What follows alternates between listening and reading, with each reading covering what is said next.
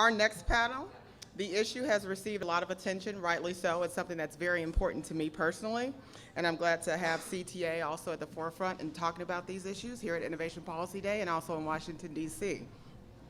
The state of diversity in our industry. Today we're proud to welcome Kimberly Bryant with Black Girls Code,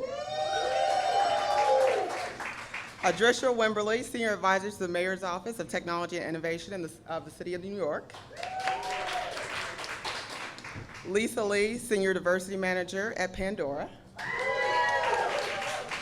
and Katie McCullough, Federal Affairs Manager at Americans for Tax Reform and Executive Director of Digital Liberty. This panel will discuss the main barriers preventing the tech community from being a true reflection of our society and what we can do to remedy the problem. With that, please welcome our panelists, and I look forward to the discussion.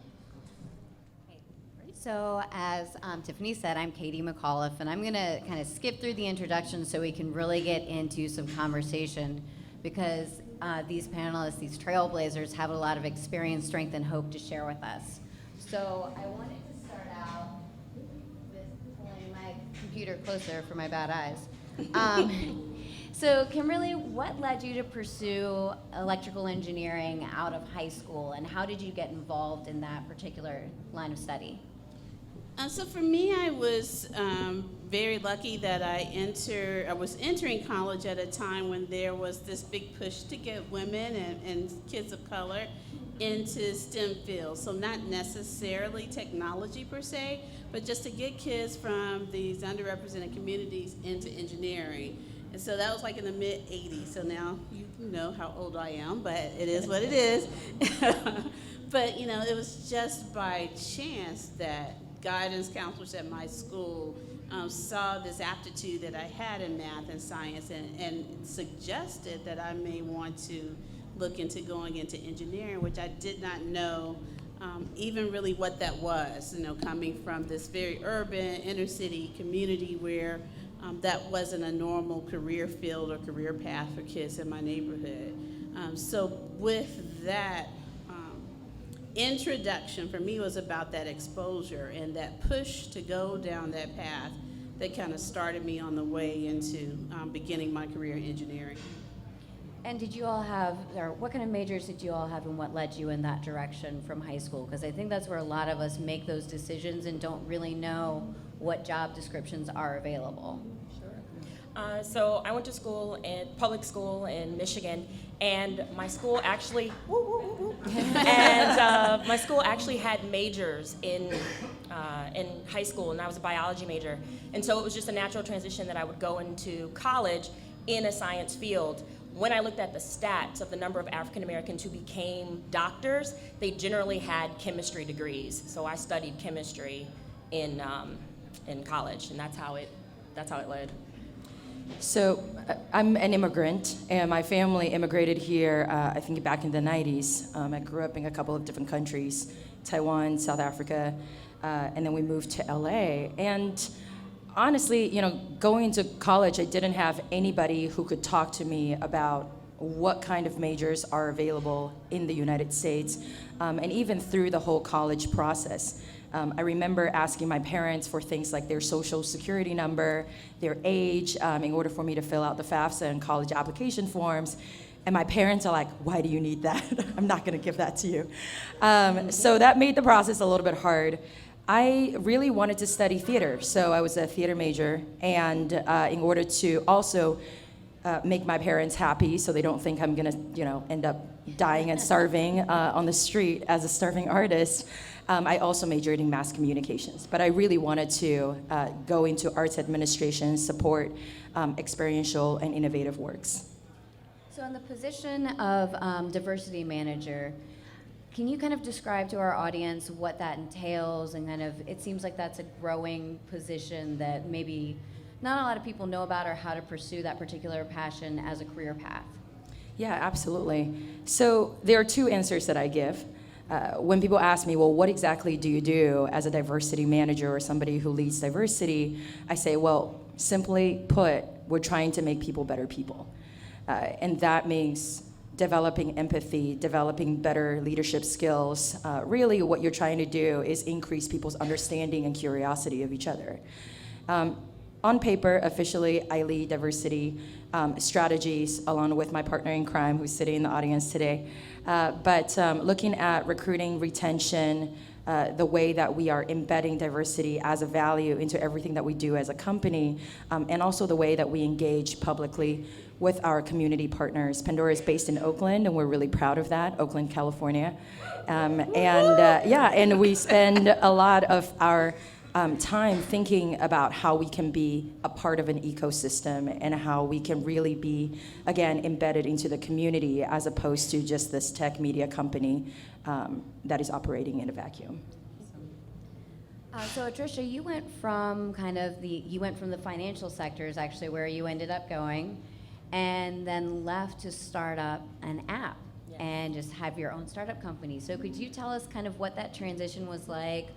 What was it like to build an app, to do a startup business? What were the unknown unknowns? Absolutely. And anything else wonderfully interesting? Absolutely. So as you guys can see, I've been all over the map. So I was a chemistry major, and then I went to work in finance, was your classic greedy banker, and then decided I would become a technologist. And how does one make that change? Well, how it happened was working in finance. One of the things I realized very quickly, is that there was no services for people who couldn't afford personal financial managers. The entire banking system was set up to really give value to those who had assets under management and they could collect fees. So my business partner and I decided, well, what would happen if we actually asked the question, how do millennials manage their money? And if they knew the insights into their patterns of managing money, would they make better decisions for the future? So we created an easy website for them to use where they could come, they could put their financial information in, the debt that they had, hopefully the future job that they wanted. We'd pull in average salary, demographic information of how much average bills would be in whatever community they would live in, and then forecast for them what their paycheck would look like, so a cash flow. What were the unknowns of this? Well, the unknowns of this is that in some ways maybe the banks had it right. You have to have a business that's able to generate revenue very quickly and turnover. And for any of you who have startups, you guys know that more than anyone, it is great to have a business that can feed into people to make them better people. But if your business isn't able to be a transaction-oriented business and turn over revenue, increase eyeballs and turn over revenue very quickly, in a VC-based economy or a VC-based business, you have a struggle. And so that was my greatest unknown, is I thought doing the good work would be enough for us to scale kind of time over time. And what I actually learned is that maybe I need to think about my business model in something that was unfortunately a little bit more greedy than I wanted to. Okay. Wasn't always for the best interest of my customers. And so Kimberly, you also moved from the private sector really to working on Black Girls Code. You were in tech, but before that, biopharmaceuticals. So what was that transition like, and what were your unknown unknowns? Well, for me, my journey into becoming a social entrepreneur were a little bit non-traditional, meaning that I was really looking at going into tech for the reasons that Trisha said, because I saw money being made in tech and I wanted to make some of it, to be honest with you. And after working in corporate for a while, I really wanted to be my own boss. And when I started, I really didn't know what I wanted to do, but I still wanted to make money with doing something good. So I wanted to go into health tech, but I was not sure what I wanted to do in that field. And I started to really kind of network and meet people, try to figure out what type of business I could create. And I just stumbled across this opportunity, if you want to call it that, or this issue or this problem that there were not many women in the tech space and not many people of color, not much diversity, which was very different than what I had found working in biotech and working in the pharmaceutical industry. And I was just really honestly shocked, and I was really honestly kind of appalled, because I graduated 20 plus years before that, and the industry was even worse than when I went to my first CS 101 class. And so I was really driven to do this work because I had a child who was possibly going to be becoming an engineer herself. And so I was just like, oh, hell no. Am I gonna let my baby come into this space, in this, highly male-dominated space, and have to go through half of the stuff that I experienced, which was horrible. And why is this not better? I was like, this is not right. I have to do something about it. So I literally, put my other dreams on hold to kind of solve this problem, because I was like, this has to change, and I have to be the one to do it. If it's gonna get done, I need to do it. And so I just kind of threw caution to the wind, and not knowing anything about running a nonprofit or starting an education-based startup company, and kind of dove right in to kind of solve a problem that was really driving me from the inside. And that's how I started on this path. And so, Lisa, you may have sort of already answered this, but as your position, how do you see that growing in the industry at large? Because it seems to be more common. And you also did a lot of community work as well. Some of the things that I see just as simply being a good neighbor, how did that kind of feed into maybe your work or your passion, whereas I feel like a career should be connected to a passion? Yeah, absolutely. So let me answer the second part first. I don't have a traditional diversity and inclusion background. I did not come through HR. And I really wish Sarah could be up here to talk about why she hired me. But I actually was working user operations at Facebook for about 4 years, then did 2 years as a product specialist, but was really invested in community work. I'd been organizing the Asian American community since college. And it's really interesting that you talked about, you saw money being made and really wanting to make some of it, because I think that was the connection point for me. For the first half of my career at Facebook, I did a lot of nonprofit work outside of work, and I went to work as, a tech person, and I felt the two paths were always separate. I kind of was a tech person during the day, got on the bus, and everybody yelled at us. And then off of work, I would go and have the nonprofit meetings and try to do that. And when I realized that I could go to events, fundraisers to be precise, and actually give in a meaningful way that a lot of my nonprofit friends were not able to, that was when I realized that on these tech campuses is a whole lot of social capital and wealth that could be funneled back into the community. And I noticed that, simply put, a lot of people around me just were not even aware of community issues and the problems that were outside of these tech campuses that are typically pretty isolated. So that was how I got into diversity work, and at some point the two paths started to intertwine in a really lovely way. The second thing that you mentioned is around community and how we see that at Pandora. So like I mentioned already, we are deeply embedded into the community. There are a couple of things that we do as a company that I'm really proud of, and actually were the selling points of me going to Pandora. One is that even at our small size, every employee has 40 hours of volunteer time off. So with a big company like Salesforce that's typically seen as, the philanthropist company, they have 2 to 3 days off for their employees, whereas our employees get 5 days. I always joke, you can travel somewhere and build a house and come back within that 40 hours. So we really try to do that. And then our giving back manager is also in the room today. She heads up a fantastic program that encourages a lot of our teams to actually take advantage of volunteer opportunities. So rather than spending thousands of dollars getting your employees onto a yacht and having a great time, we encourage our employees to go and do volunteer service together.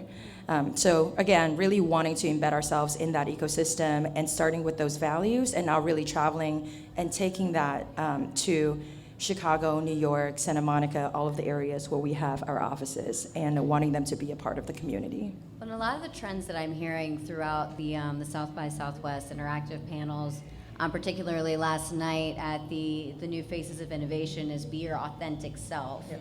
And find that passion. Like, yes, we do all need to make money. Let's be real about that. I tell my employees, I'm like, so do you want to do something really interesting that you're passionate about? I'm like, yes. I was like, and would you like to make money doing that? Yeah. Like, then you need to learn from me. Listen to me. Listen to me now. So I think it's a really great thing. And then coming through this, it is about being your authentic self Right. and really recognizing your passion and going forward with that. And in terms of community work, Trisha, you're working with, we've got some crazy community work going on here, connecting the whole city. So tell us a little bit about how that's working out, and what are the benefits to New Yorkers going forward from that? Sure. So one of the things of being my authentic self is I've always had a passion for impact. So whether that was thinking I would be a doctor, later having a startup that would teach people financial management, and then now having the best living laboratory possible, which is the city of New York with, 12 million people in the surrounding areas where I can, attempt to connect them to the world that they're living in. And so some of the questions we ask ourselves in the Mayor's Office of Tech and Innovation is, what does New York City need to look like in 10 to 15 years such that it is inclusive for all of its residents? What does that mean? If we have public housing that's connected, how can people better be served? How is their quality of life elevated because they now have a direct connection with their property managers and or directly with the city? We ask ourselves about transportation all the time. We have a really great MTA system, which is actually ran by the state and not by the city. But as urban dwellers continue to populate, do we need to think about transportation alternatives? And when you have a very condensed urban environment, what does actually new transportation systems look like? And how do you think creatively about that? I hear that streetcars are not a good choice. Streetcars in New York City, unfortunately, are not a good choice. In some of the outer boroughs, we have the opportunity for that, but in Manhattan, it's just a little too congested for that to happen. But ways in which we've seen benefits of this is by putting sensors on our public transportation, on our buses, such that when they pass through intersections, it can communicate with the stoplights, and we can change actual patterns. So if there's like an MTA or some sort of really health concern or safety concern, we can make sure we keep traffic moving. A lot of our work has to do around thinking this question. If we connect everyone, if they're able to have an open dialogue, not only with themselves, but also with the city, how do we elevate and improve quality of life? And it's a big challenge.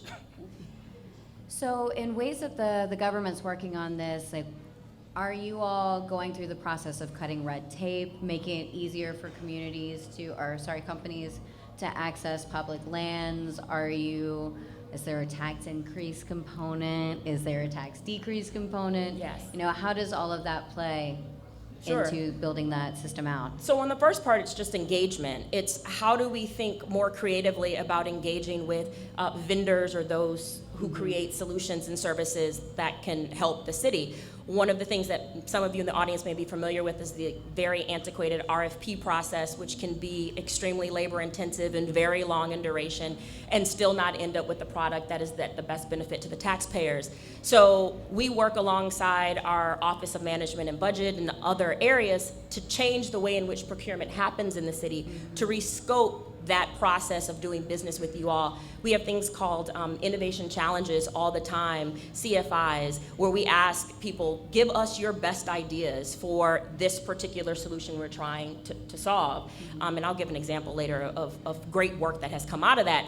But the question becomes, if we have these new technologies, how does it impact the taxpayer dollars, and how do we stay cognizant of that? One way in which we've done that is because things are moving digital and connected, we're actually able now to transfer what was normally kind of stagnant ad-based systems. So people were, paying for a poster on the side of a bus or in the subway stations over a certain amount of time. Now we have digital ads that can be paid per impression. We can actually know the traffic that's going past it, and so we can change the ad as necessary. It can be place-based. It changes the entire revenue structure for how these assets are now able to generate dollars, lowering what taxpayers would have to pay for. So we're able to experiment now with these new technologies, but create a different revenue stream for them to support them. Do you find red tape or regulation that prevents you from experimenting, and how do you deal with that? Yeah, I mean, yes, of course. We're still dealing with a system, that is embedded and entrenched in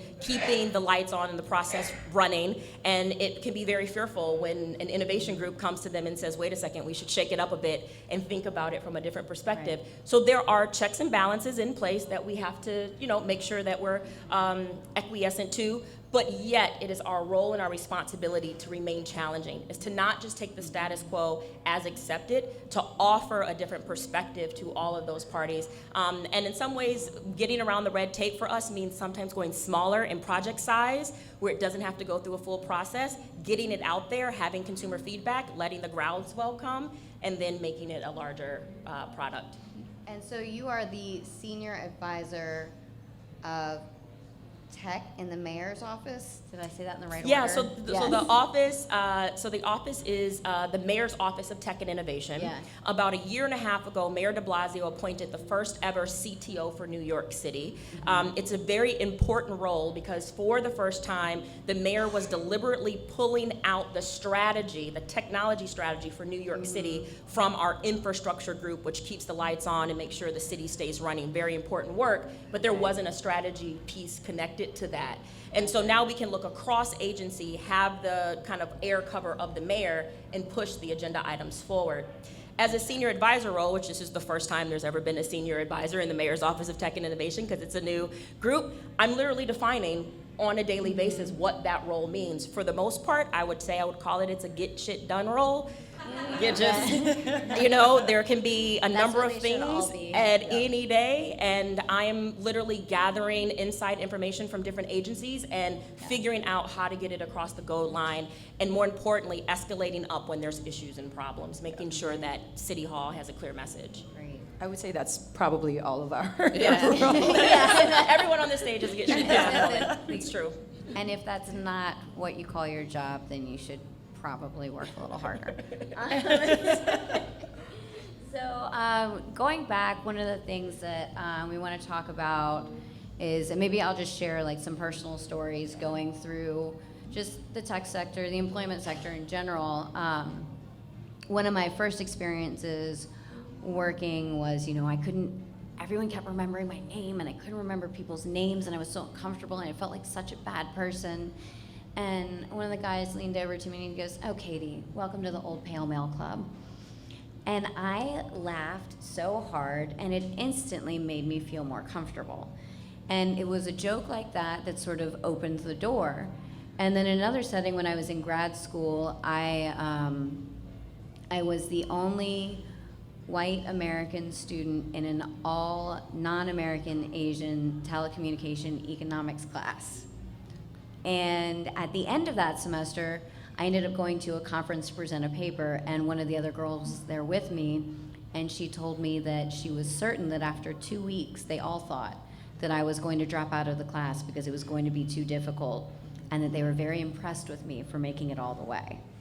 So these are kind of some instances of talking about like how humor can sometimes make you feel more comfortable, and then someone else's observation can make you sort of feel proud, but also had me step back and examine kind of what was going on in our culture around us and how just America in general, the entrepreneurial spirit is perceived, because I see all of you as lifting up that entrepreneurial spirit. So do you have some stories that you'd like to share along those lines?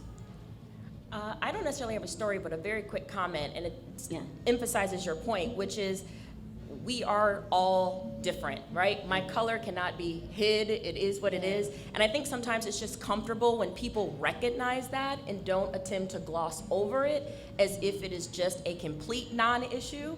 It is a part of who I am. I embrace it. I'm not afraid of it, so nor should you be. And so when there's moments when people are cognizant and recognize that I might be the only person in the room, whether that's woman or African American, and make an attempt to offer inclusion and just acknowledgement of that, it does break the barrier a little bit and make it sometimes a little easier to just kind of go on about your day. Because it's like, okay, we're not pretending that this doesn't exist. I'm here, you see me, it's fine, and now we can keep going. Yeah. It helps. I wanted to just tap into like the flip side of that conversation in terms of, to me, that story, what I heard in that story and where my mind went is that it's a perfect illustration of how bias presents itself. And so I talk about this a lot in terms of what implicit bias looks like, what explicit bias looks like, and how do we all hold some ownership for that. And I think in your example, it shows that being in and put in the role of being a minority in class, then the other students, they had bias that they reflected back in terms of what they expected from you and what those expectations were. And I think that illustrates that bias does not discriminate. So as a woman of color, I have bias. Other people that are not people of color, they have biases too. We all have that. We're wired to have these biases. So I think one of the great directions that I see this conversation of diversity and inclusion moving is to having these very transparent conversations about what bias is, and that getting people comfortable with owning that we all have them.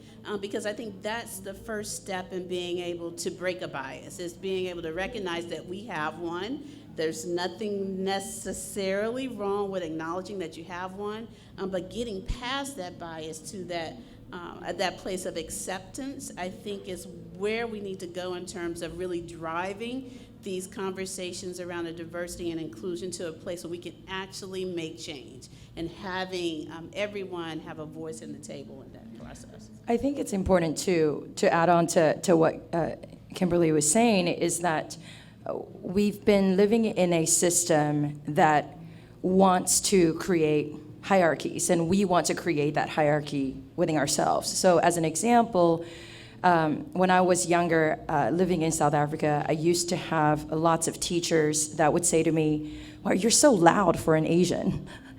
And when I was a kid, I was really proud of that, because I was like, well, that's great. You know, I'm really loud for an Asian. That's awesome. It means that I'm different from all of, my people. And then as I grew up and started to experience more of these types of comments that are, well, you're so different for an Asian person, or even seeing it with some of my colleagues, like, oh, you're so articulate to, a Black person, it implies something that is very confusing to comprehend, because on the one hand, you like, oh great, this person's giving me a compliment, but then you realize that it's really a slap in the face for the rest of your community. So I think it's important to recognize that. I think it's, on the one hand, it makes you want to accept the compliment for what it is, but then at the same time, I think, Katie, as you pointed out, it's important for us to question what that compliment is actually saying, and whether or not that's the direction that we want to continue going down in. If we're complimenting a woman for being really aggressive and giving that to that person as a compliment, are we saying that you really have to be very aggressive in order to get things done? And that's not the kind of environment that we want to continue creating. So we really have to, I think, disrupt some of those thought processes. So something else that, we'd kind of talked about a little bit before this was when we're talking about diversity and we're talking about the different things that we work on, like you have the blog, Thick Dumpling Skin, and Black Girls Code, is how do we bring everyone together in that kind of environment? Because we do want to see people who look like us. That gives us comfort. But how do we bring all of that together to say, everyone looks like me? Or to, acknowledge that, like you were saying, acknowledge that there is a difference, but so there is a bias, but so there is. So how do we bring everyone in? How do we make it more inclusive? Kimberly, did you want to start on? Well, I don't think necessarily the goal necessarily has to be that we can't respect the differences. I think that's the next step of inclusion, and really understanding that we are different. I talk a lot about this concept of intersectionality, because I feel that as a woman in the technology field and in STEM fields, there are certain things that I experience that are uniquely because I am a woman, but I also am an African-American woman, and that's a totally different story. So I bring other things to the table with me when I'm coming in as a woman, an African-American woman born in the 60s. That's a lot in and of itself. And then if you add in that I'm from inner city Memphis, I grew up in an urban setting, all of that is part of like who I am. So it's important for me that all of that is acknowledged and that my issues as a woman of color are not truncated by issues that are really more focused narrowly on just what is important for women, because that may not necessarily be the things that are important to me. That may not necessarily be the things that are impacting my daughter or other girls in Black Girls Code. So I think it's not necessarily that we need to put all of everybody together and we're just going to do this one really broad diversity effort. I think we need to open that lens so that when we're talking about inclusion, we're not talking about it in a binary frame. It's not black or white, it's not male or female, it's male, female, race, gender. It's making sure that we talk about issues with our transgender men and women that are getting left out of the conversation. It's all of the above. And I think once we are able to see each other's differences and bring a level of respect and understanding to it, then we can finally really move the needle forward. But it was going to take us being able to be conscious of the differences that each and every one of us is bringing to that conversation. Yeah. Did you want to comment a little bit? I think intersectionality is definitely something that we're lacking, I think, in this conversation around diversity. We haven't flexed that muscle very well yet, and I am optimistic. I feel like it's starting to happen. At Pandora, I think our approach, just like our music, is very personalized. We try to bring people together based on the vision and the goals that they want for the future. So, as an example, we don't have employee resource groups that are, Asian American, Black, Hispanic, Latino. Instead, we have a group called Mixtape. I like it. Thank you. We'll take credit for that one. And the goals for the group really is, the group, regardless of what color, race, ethnicity, gender you are, they all want to see more representation in the leadership roles, right? And that's something that everybody can get behind. Wanting to understand questions around pay and promotion, that's something that everybody can get behind. So I think a lot of the times when we try to narrowly define different communities, sometimes I think we revert back to, we want to find people who are like ourselves so we can simply share stories and feel a sense of belonging. Now, I think that's absolutely important and crucial, and there should be a space for that. But I really encourage our employees, I think we really encourage our employees to kind of envision what kind of company they want to build, and not just, hey, you're Asian, I'm Asian too. Okay, great, now we can talk about immigrant parents and the end. I think it's like how do we find a deeper sense of connection and belonging? With Thick Dumpling Skin, it's a little bit different. I think when Katie's referring to my kind of passion side project. I run a body image and wellness website that addresses eating disorders within the Asian American community. And when my co-founder and I started working on this, we actually really didn't want to create a standalone project. Having been in the nonprofit sector for a while, I understand that so often there are similar nonprofits out there kind of pining for the same resources. So when we started, we really wanted to throw our support behind an organization that is already doing this work. And as we researched for over a month, we couldn't find anything that was specifically talking about this very taboo, very invisible issue within our community. So that was what led us to eventually start this body image site. So again, I think there are definitely places and times for very specific communities that needs to be created. But I do want us to think about how we can create more spaces where we are aligning around values. Well, to respond to that, I think it's not a conversation, and to Lisa's point of either or, it's a yes and conversation. So we explore this conversation, answer this question a lot when we talk about Black Girls Code, when people say, well, why do they need to have an organization that's just for girls of color? And I'm like, well, they absolutely do. Because there's value in the community. So it's not just that the community is going to be like, well, yeah, I'm from Oakland, and yeah, I'm from Memphis, and we're all from the urban, and yeah, it's not that. But there's a sense of connectedness that they gain by being in a community of girls that look like them, girls that have similar experiences of them.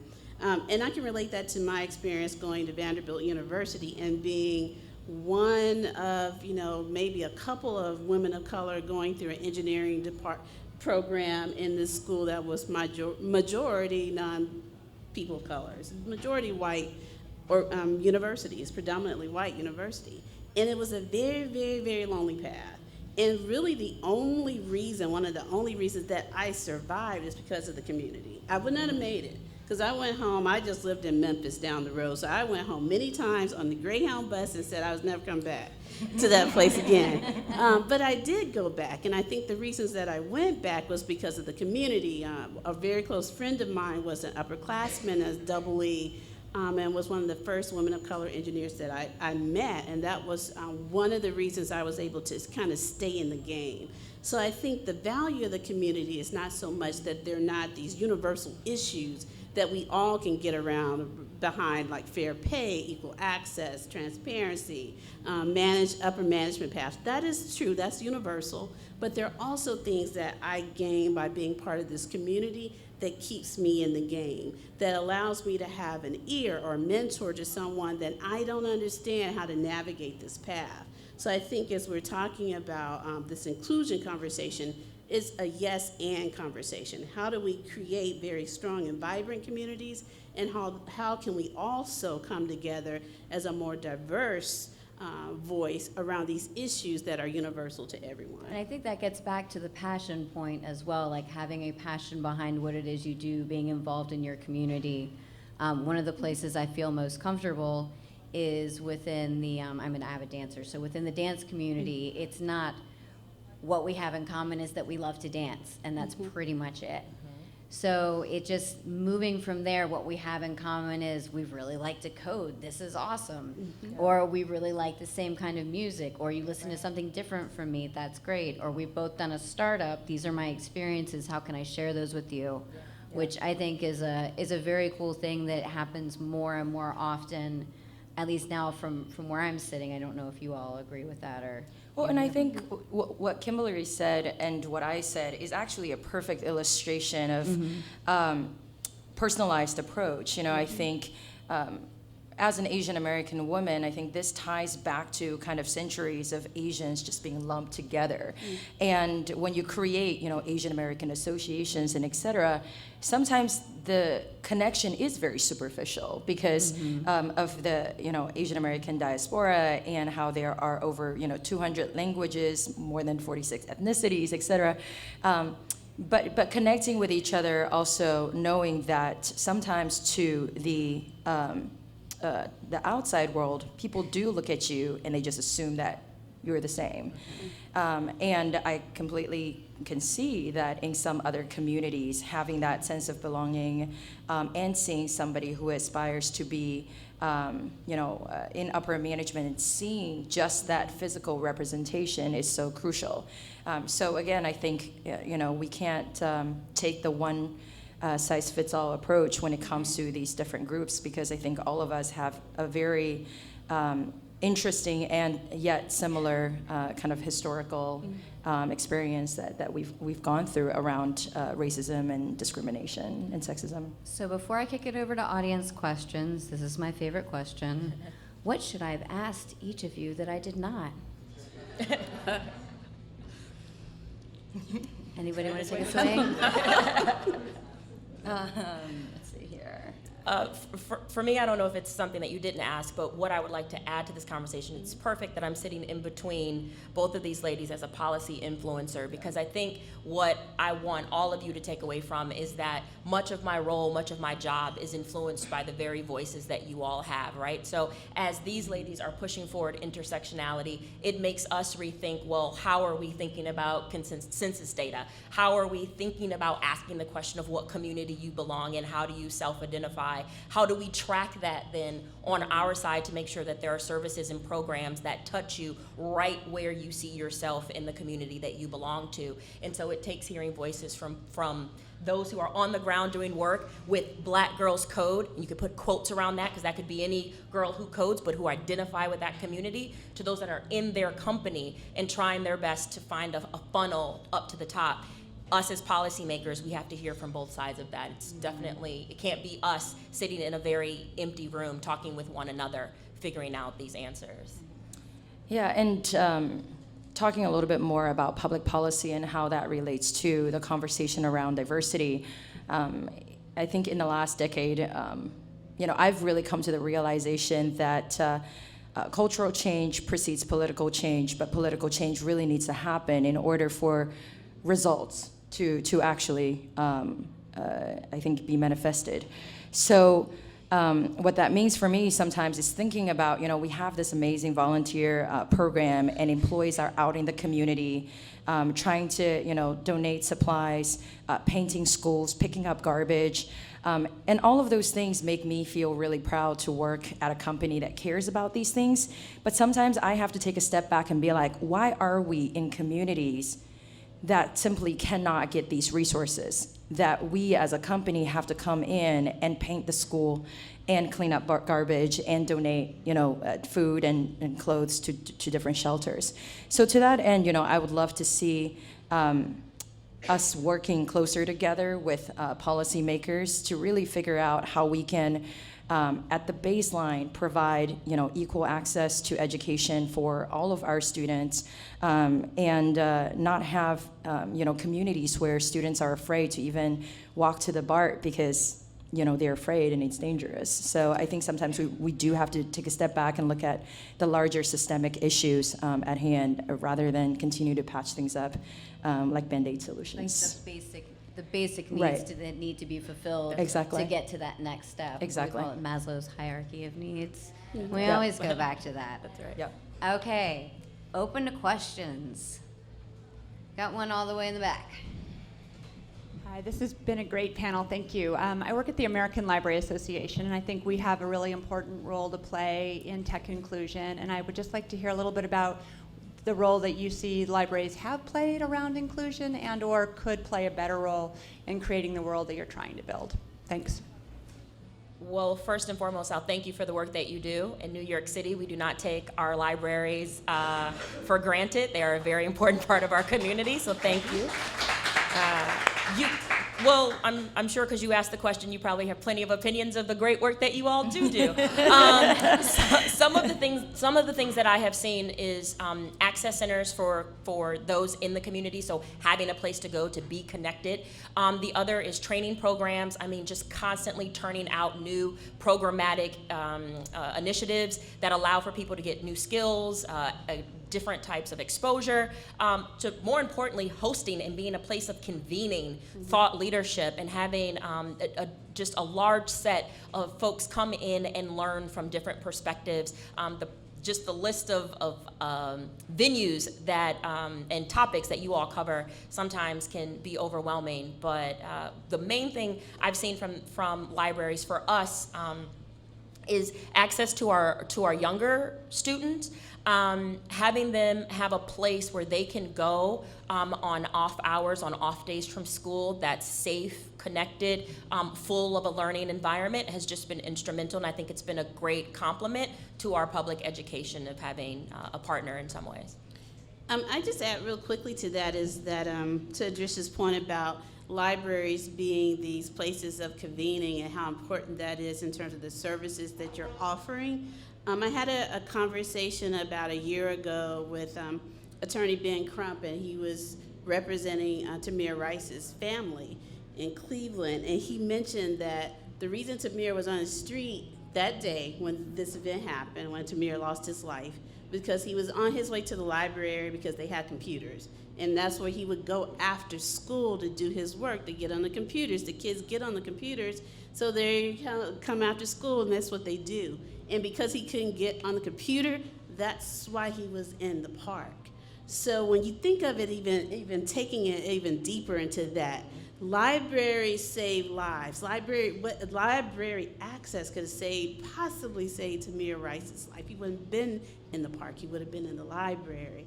So I think looking at libraries from that lens of how important they are in communities of color, because a lot of these kids don't have a person, a parent in the household. They go to the library. These are safe spaces for our kids and for our community, so it's so very important to me. So usually anytime the Library Association asks us to do something, I'm like, yes, what do I need to do? Let me see if I can make it. But it's like, seriously, in this day and time when we're talking about issues of Black and brown lives and Black Lives Matter and how they impact our communities, it's important to me that they have every tool that they need to provide these services to the youth. And so for me, it's like very important that you all, from policy standpoint, like whatever they need, let's make that happen, because you all are key to really saving lives in our communities. Okay, who's got the microphone? Actually, over here. Yes, I saw you raise your hand first.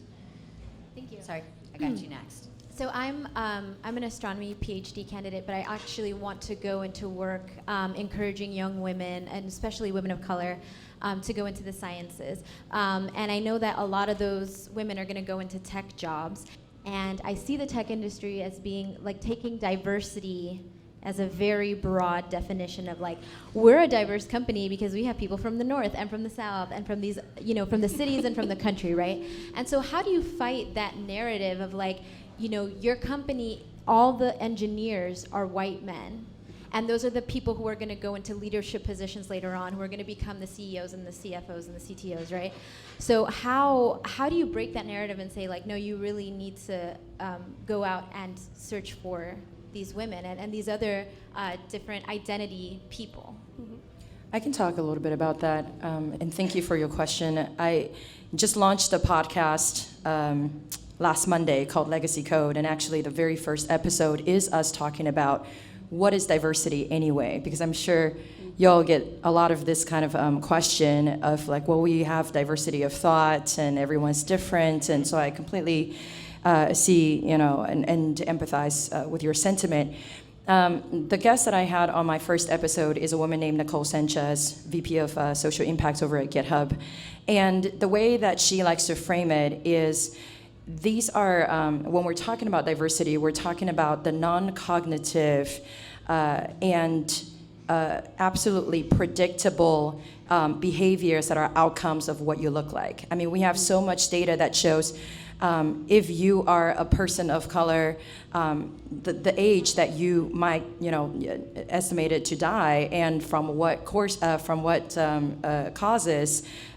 we can tell, right now I think it's 1 out of 3 Black men might end up in jail, right? So when we are talking about diversity, we are really talking about some of these hard issues around race and ethnicity and gender, sexual expression, and all of that. So that's the way that I like to approach it. Like, yes, absolutely, our experiences, regardless of who you are important. I mean, there's diversity of thought up here right now.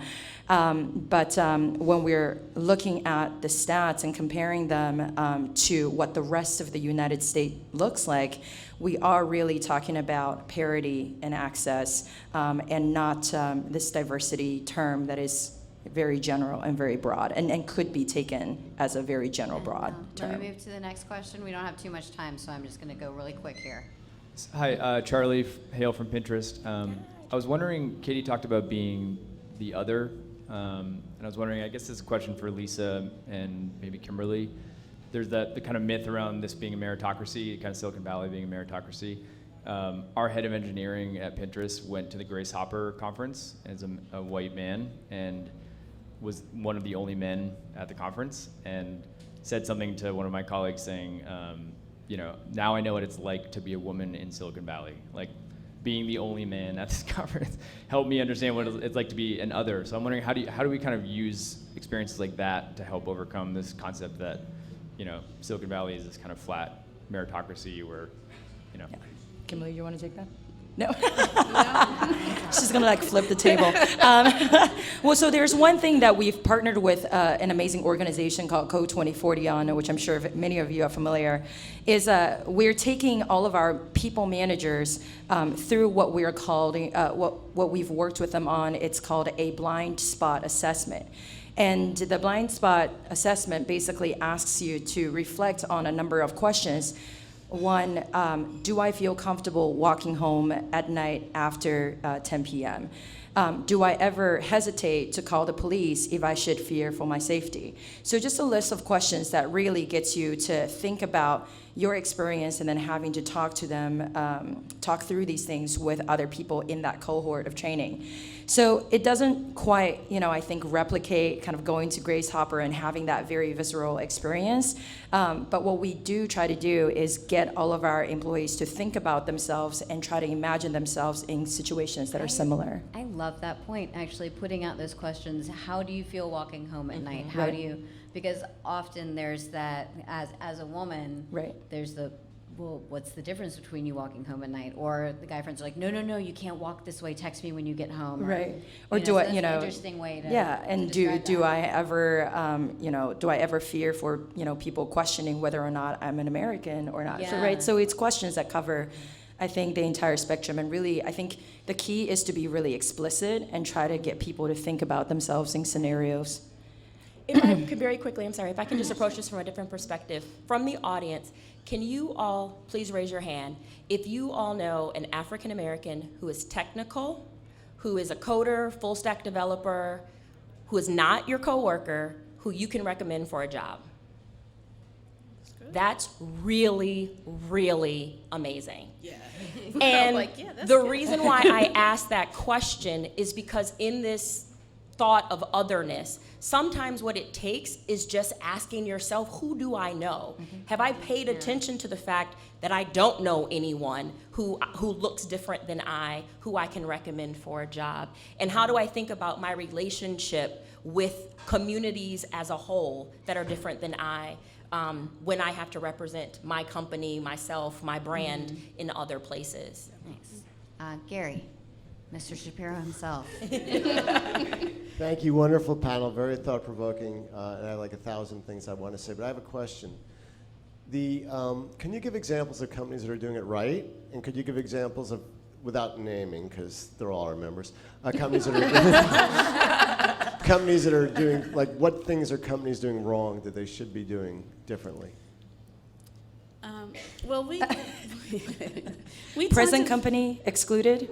Okay, Oh, thank you. got that. You have your own brand, your own cool names, everything's cool. Pandora is like, when you're with Pandora, there's a halo effect and you're cool. Oh, thank you, thank you. Well, I think we definitely see several of our partners that are doing it right. We were talking before the panel a little bit about some of the things that Intel is doing well. What I like about Intel's approach is that they put themselves out there and they made a commitment. So I see that a lot of companies will say that yes, they want to work on diversity and make a more diverse environment, but they don't say exactly what that looks like. They don't put any numbers or timelines to it, and Intel did that. And so that got a lot of respect from me in terms of they actually said, this is the goal we're going to hit, this other amount of dollars that we're going to put towards that, and this is the timeline and date that we're going to make that change happen. And I think once we see more companies following a similar approach and being very direct and very specific about their goals, then we'll start to see some changes. Because when those numbers first hit and everybody started to show their numbers, that was in 2014 now, I think it was about June 2014, and we saw within our organization an automatic shift. So instead of us knocking on doors on a daily basis, like, can you help us get these girls of color into technology? And that's really how it was, I kid you not. We really had to grind to get help because no one was addressing the problem even though we knew there was one. And then people started to knock on our doors like, yes, we want to help you to change this ratio for girls of color. And so the numbers played a part, but that was only the first step. So now, as we look at the changes, they still haven't really moved in most of these companies. They're still about where we were in 2014. I think it's going to take more companies like Intel to actually put it in paper. Tell us what your numbers are and tell us what you're going to do to change the ratio. Give us a deadline and date, and let us see you start to actually funnel money into the ecosystem to drive this change. And I would end with the not just driving it in one place. So the one question I maybe hope we would talk about was controversial, like, is it a pipeline problem or is it not? I work on the pipeline, so I'm actually going to say it is a pipeline problem. Yes, when we only have 18% of women graduating with degrees in computer science and we have 1.4 million STEM jobs to fill. There's a problem. We don't have enough going into it. But that's not the only problem. We have women that cannot get jobs at the companies that they're qualified for now. We have women that can't get jobs in CS, marketing, they can't get jobs in HR, they're nowhere. So you're not telling me that that's just a pipeline issue. There's more at play. We have women that get less VC funds than their male counterparts. That is an issue. So seeing these companies address the issue of making a more inclusive environment, tech ecosystem at all of these places, early pipeline, in career, college graduation, and funneling money to women entrepreneurs. And that's when we'll start to see some change really happen. I think that'll really make a difference, and I like pointing out the education at the lower levels. I've talked with a lot of people about that, elementary school, middle school education, getting people prepared to know what job descriptions actually exist out there and what to train for. That's right. We've got a question over here, and then can I see some more hands so we can get lined up? We don't have too much time. Okay, here, and then in the back.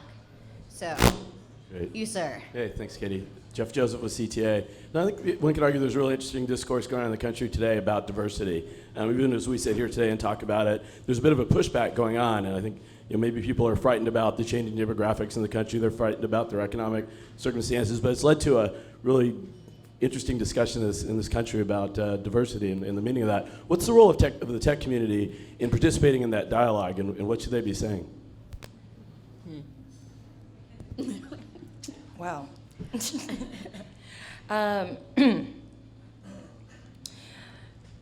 I believe that I'm really optimistic about the tech industry being able to make a progress and dent around diversity. Because I think we have to first and foremost recognize that diversity and inclusion is not just a problem in the tech industry. Any sort of profitable industry, there is a diversity and inclusion problem. So to that extent, I think we have to really think about diversity as it pertains to, I think, economic equality. I think right now in the tech industry, these are really, really good jobs. These are flexible jobs. These are jobs that pay well. And these are jobs that can immediately change somebody's trajectory from one income bracket to another and change the entire trajectory of their community, because research has shown that the money funnels back to these communities when you put, either a woman or a person of color into these roles. So I think we're not talking enough about how the technology sector can help us change and shape the socioeconomic dialogue. And I think there should be a little bit more of that. So I don't know if I exactly answered your question, but I think the short answer is that we definitely, technology, we are prominent, we are profitable, and we are kind of the social disruptors. So absolutely, we are at the forefront of pushing forward some of these conversations around how diversity and inclusion should look like for the country. My really quick points is that I don't think that the tech community should be talking anymore, they should be doing. Yeah. If you want more women, hire more women. If you want more people of color, hire more people of color. At this point, we all know it's a problem. Everyone is intellectually extremely sharp. There's no more quantifying that's necessary. It's time to get down to business. And So we should all stop talking right now. well, no, No. there's just we should just be on the bandwagon for asking more Yeah. For of our actions. leaders Definitely. for the action of it. We should be looking around our desks and saying, why aren't there more people who look different than I, and bringing that up in meetings where we can. And where I sit on it from a policy perspective is, I have a bully pulpit, right? So I have the opportunity with these vendors who want to do business with the city to ask them, why are your board of directors monolithic? Why, whatever, is the higher management of your companies not diverse? You actually want to do business with New York that has one of the best diversity statistics that there is in the United States, but there's no one who represents our communities in your company? Well, maybe we need to think about whether or not we're going to do a contract with you. That's the position we have, right? And that's where we can come from, but that's not always, Yeah. what everyone else can do. So, as a member of the Pale Male Club, who believes that many hands make light work, I often think about message and messenger. What can men do Yes. besides just hire more that's actionable? In other words, when you walk out on 6th Street today, anybody out there who thinks, I can do this uniquely that maybe perhaps you can't, or might be able to add a voice that's different. Maybe you guys could just react to that. Yeah. There's a lot. I think starting with any time that you're asking for a referral, always asking the second question, or actually maybe even the first question, I would really like to see a very diverse applicant pool. So as you send me referrals, please think about whether or not there is somebody who is from an underrepresented community that you can send me or connect me to. It's going out of your way, taking the time. Actually, I would not even say going out of your way, but actually taking the time to mentor and sponsor somebody who doesn't look like you. So the difference is mentoring is when you are talking to the person in the room. Sponsoring is when you're talking about the person when they're not in the room. So as you start to have questions or discussions like the meeting that Trishas talking about, hey, which vendors do you use? You can be in the room asking those questions of, hey, I think we should really try to find a small business owner, or try to look at a full spectrum of vendors that we can look at, and we can really evaluate them side by side. So those are just two things off the top of my mind. I don't know if Real any of quickly, you what wanna I'd add. say is you can continue to be in the room. One of the parts that frustrates me with the diversity conversation is the thought that somehow there is a pull to eliminate the pale male from the room. And that's actually not what we want to have happen at all. What we want is while you're there and you have agency, that you're willing to make a statement that says, how can I have a conversation that's inclusive of all if I'm not already having one? How can I be more sympathetic and empathetic in the decisions that I make and how I run my company, my group, my team, my family, whatever it is? And more importantly, if you are in an environment where there is no one else that looks like you, you have an option to be sympathetic when a conversation starts that is not complimentary of another group. And take the opportunity to educate. Yeah. And that's going back to one of the points that I think you've all hit on is empathy. Yeah. And really empathizing with the people that are around you. Like when I was told that joke, it was out of empathy for me feeling uncomfortable, and it was not in front of a whole bunch of people. So, but it was just one of those those nice things, but really being empathetic towards others, I think is a great point to make on that. And Last question. My name is Brian Fung. I'm a reporter with the Washington Post. I'm wondering if you guys think that online harassment is disproportionately affecting people of color and young women. And if so, to what extent does that represent a barrier to entry into the tech industry? Thank you. I would say yes, absolutely.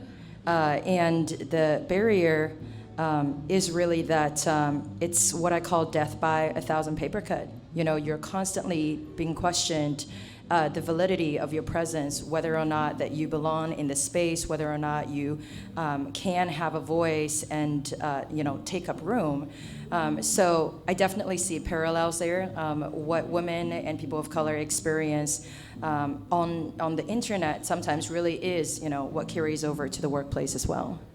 I think it's a huge issue. I think that's one of the reasons this year at South by Southwest, the Online Harassment Summit was put in place to kind of allow space for women to discuss these issues that we've all seen, particularly in online spaces.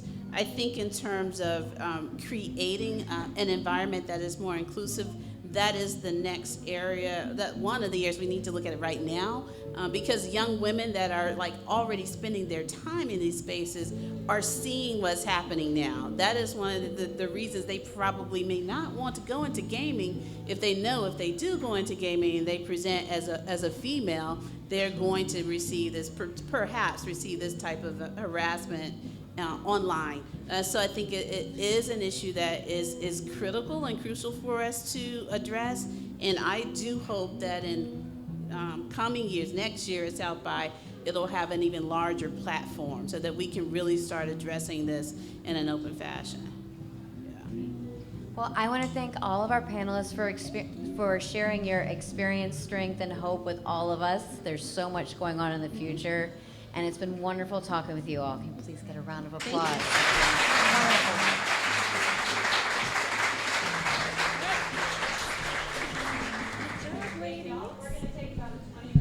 And then be back here for our final panel of the day.